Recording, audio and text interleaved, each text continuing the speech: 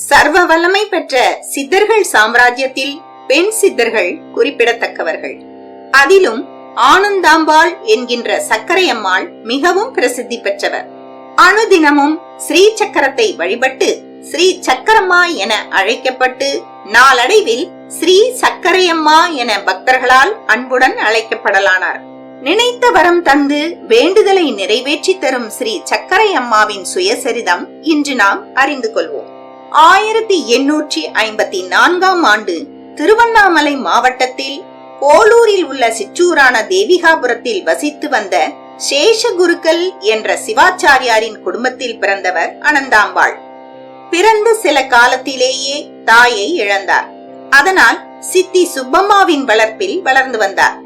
சுப்பம்மாவின் சகோதரர் சாம்பசிவ சிவாச்சாரியார் சென்னை கோமலீஸ்வரன் பேட்டையில் கோமலீஸ்வரன் என்ற மடத்தின் அதிபதியாக இருந்தார். இவரது 24ஆம் வயதில் மனைவி இறந்துவிட்டதால் அனந்தாம்பாளை இரண்டாவது தாரமாக மணந்து கொண்டார். மிகவும் சிறுமியான அனந்தாம்பாளுக்கு அப்போது வயது 9. கணவர் இளம் வயது தடுமாற்றத்தில் துர்நடத்தை கொண்டவராக இருந்தார். சிறுமியாக இருந்தாலும் கூட கணவனுக்கு செய்ய வேண்டிய பணிவிடைகளை எல்லாம் செய்துவிட்டு எந்த நேரமும் கோமலீஸ்வரன் ஆலயத்தில் அடியார்களுடன் அடியாராக சிவசக்தி வழிபாட்டிலும் ஆலய தொண்டு செய்வதிலுமே நாட்கள் ஓடியது. உலக பற்றி ஏதுமின்றி சிவ சிந்தனையிலேயே வாழ்ந்திருந்த சிறுமியின் கணவன் இளம் பிராயத்து ஆட்டமெல்லாம் ஆடி கழித்த பின் தனது 34ஆம் வயதிலேயே சாம்பசிவன் இறையடி சேர்ந்தார். குழந்தை ஏதும் இல்லாத இளம் பருவம் கொண்ட அனந்தாம்பாளுக்கு 20 வயதே ஆகியிருந்த போது உறவினர்கள் எவ்வளவு சொல்லியும் தடுத்தும் கேளாமல் கணவர் இறந்த 11ஆம் நாள் தலை மழித்து வெள்ளை உடை தரித்து வீட்டின் மொட்டை மாடியில் அமர்ந்து தவத்தில் ஈடுபட்டார். தூக்கம், ஸ்நானம், சாப்பாடு ஏதுமின்றி நீர் கூட அருந்தாமல் சர்வமும் சிவமே என சுமார் 10 வருடங்கள் கடும் தவத்தில் ஈடுபட்டிருந்த ஸ்ரீ சக்கரத்தம்மா 10ஆம் ஆண்டின் இறுதியில் அரும் தவத்தின் பயனாக ஓர் பரவொளியை கண்டார். அந்த ஜோதி தரிசனம் கண்டதிலிருந்து இவரது சித்தம் முழுதும் ஜோதி ஸ்வரூபனே நிறைந்திருந்தார். அதன் பின் கோமலீஸ்வரன் ஆலய வாசலில் அமர்ந்து கொண்டு மிக சப்தம் போட்டு சிரிப்பாராம். அனைவரும் இவருக்கு சித்தம் கலங்கி பித்து பிடித்து விட்டது என்று எண்ணினார்கள். எனவே இவரை விட்டு விலகிச் சென்றனர். ஆனால் இந்த சமயத்தில்தான் பல சித்திகள் அவருக்கு கைவந்தன. நஞ்சுண்டராவ் என்பவர் ஒரு புகழ்பெற்ற டாக்டர், ஆங்கில முறை மருத்துவர், தேசபக்தர், ஆங்கில அரசிடமிருந்து மகாகவி பாரதியாரை பாதுகாத்தவர், சுவாமி விவேகானந்தரின் சீடர் என்பதோடு பாலபாரதம் இதழின் நிறுவனராகவும் சர்க்கரை அம்மாவின் அருமை பெருமைகள் உணர்ந்து அம்மைக்கு சீடராகி சர்க்கரை அம்மாளின் புகழை பரப்பியவர். டாக்டர் ராவ் சர்க்கரை அம்மாவை பற்றி கூறும்போது முக்தி என்றால் என்ன என்பதை எழுத்தறிவு இல்லாத அந்தன பெண்மணியான சர்க்கரை அம்மாவை பார்த்த பின் தான் புரிந்து கொண்டேன் என்கிறார். அவரது ஒவ்வொரு அணுவிலும் பரிபூரணமான ஆனந்தத்தை வெளிப்படுத்தியவர் வேறு எவரும் இல்லார் என்று கூறியுள்ளார். ஒரு சமயம் விருபாட்சி குகையில் மகான் ரமணர் இருந்தபோது டாக்டர் நஞ்சுண்டராவுடன் அங்கு வந்த சர்க்கரை அம்மா ரமணருக்கு சில சூட்சும ரகசியங்களையும் சொல்லிக் கொடுத்துள்ளார். ஸ்ரீ சக்கரத்தம்மாவை டாக்டர் ராவ் பணிந்து வணங்கி தாங்கள் சப்தமாக சிரிப்பதற்கு என்ன காரணம் என்று கேட்டபோது ஆன்மா வேறு உடல் வேறு என்ற தத்துவத்தை கூறி இவரது உடலுக்குள் இருக்கும் ஆன்மா பேரானந்த நிலையில் இருப்பதால் அது ஆனந்தமாக உள்ள தனது நிலையை தன் உடல் மூலம் வெளிப்படுத்துகின்றது என்று விளக்கம் தந்தார்.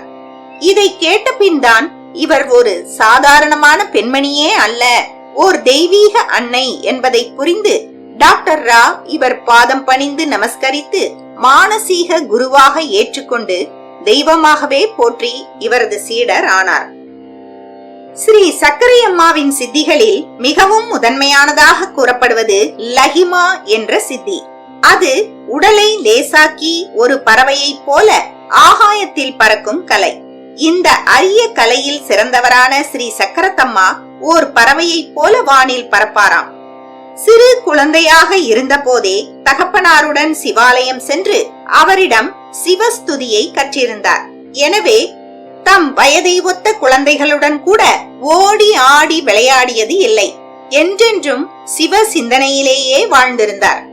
உலக சுகபோகங்கள் அனைத்தையும் அனுபவித்துக் கொண்டு ஆசா பாசங்களுடன் ஆடம்பரமான வாழ்க்கை வாழ்ந்து மற்றவர் செல்வத்தில் காவி உடை தரித்து தாம் ஒரு ஆன்மீகவாதி என்று இருப்பவர்களைப் போல் அல்லாமல் உண்மையான தெய்வீக பிறவியாக யாருடனும் எந்தவித தொடர்பும் இன்றி கேளிக்கை, விருந்து, கோலாகலம் என எதிலும் ஈடுபடாமல் ஆன்மீகவாதியாகவே தெய்வீக எண்ணத்துடனும் சிந்தனை தோற்றத்துடனும் வாழ்ந்திருந்தார் ஸ்ரீ சக்கரத்தம்மா.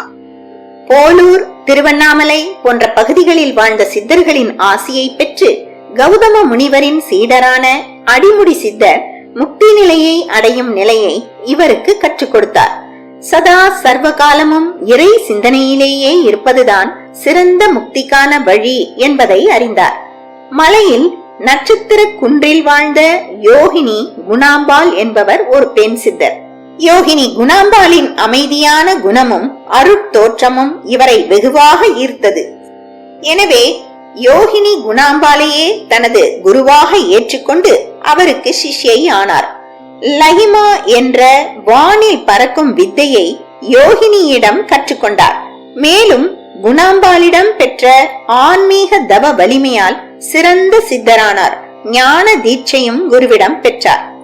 சுவாமி விவேகானந்தர், அடிமுடி பரதேசி சுவாமிகள், ஸ்ரீமத் பாம்பன் சுவாமிகள், சேஷாத்ரி சுவாமிகள், விட்டோபா சுவாமிகள் ஆகியோரிடம் ஆசிகள் பெற்றார். ஓர் சமயம் பறந்து சென்றே ரமண மகரிஷியை சந்தித்து வந்ததாகவும் கூறப்படுகிறது. இதை பலரும் பார்த்து வியந்துள்ளனர். நுண்ணிய வடிவத்தை எடுக்கக்கூடிய அனிமா, சிறு பொருளை கூட பெரிதாக மாற்றக்கூடிய மகிமா, லேசானதாக மாற்றும் சக்தி கொண்ட லகிமா, கரிமா, பிராப்தி, பிராரப்தம், பிராகாமியம் என்ற திறமைகளையெல்லாம் கொண்டவர் சக்கரத்தம்மாள். கூடுவிட்டு கூடு பாய்வது போல தன் ஆன்மாவை பிற உடலில் செலுத்தும் சக்தி போன்ற பல சக்திகளை கொண்டவர். கோமலீஸ்வரன் மடத்தில் சிறப்பு தினங்களில் விசேஷ பூஜைகள் நடைபெறுகின்றன. இங்கு ஸ்ரீ சக்கரையம்மா தம் தவத்தின் போது பயன்படுத்திய திண்டு, அவரது சிலை, படங்கள் எல்லாம் உள்ளன. தன் பூவுடலை துறக்கும் காலம் நெருங்கியதை உணர்ந்த சக்கரத்தம்மா திருவான்மியூர் மருந்தீசரை தரிசித்தார். நஞ்சுண்டராவ் தமது நிலத்தில் சமாதி கோயில் அமைக்க விரும்பி கேட்டபோது தற்போது இருக்கும் இடத்தையே அம்மா சுட்டி காட்டினாராம். ஆள் நடமாட்டமே இல்லாத இந்த இடத்திற்கு யார் வருவார்கள் என ராவ் கேட்டபோது, இன்னும் 100 வருடம் கழித்து பின் பாருங்கள் என்று கூறி புன்னகைத்தாராம் சக்கரத்தம்மா. ஸ்ரீ சக்கரை அம்மாவும் டாக்டர் ராவும் மருந்தீசரை தரிசித்துவிட்டு திரும்பி வரும்போது தற்போது அமைந்திருக்கும் சமாதி நிலையம் அமைக்க நிலம் வாங்க டாக்டர் ராவிடம் கூறினார். தாம் பூத உடலை விட்டு நீங்கிய பின் இங்குதான் தன்னை அடக்கம் செய்ய வேண்டும் என கூறி, என்றென்றும் அங்கிருந்தே அனைவருக்கும் அருள் புரிந்து காப்பேன் என உறுதி தந்து அவ்விடத்தை வாங்க செய்தார். பின் சமாதி அடைந்ததும் ஆலயமாகவே அவ்விடம் ஆகியது. மிக அமைதியான சூழலில் அமைந்த இந்த இடம் ஓர் தெய்வீகமாகும். 1901ஆம் ஆண்டு பிப்ரவரி 28ஆம் தேதி மாலை 3:30 மணி அளவில் தனது 47வது வயதில் ஜீவன் முக்தியான சக்கரையம்மா சொன்னது போலவே 2002இல் ஆலயம் எழுப்பப்பட்டு கும்பாபிஷேகமும் செய்யப்பட்டது.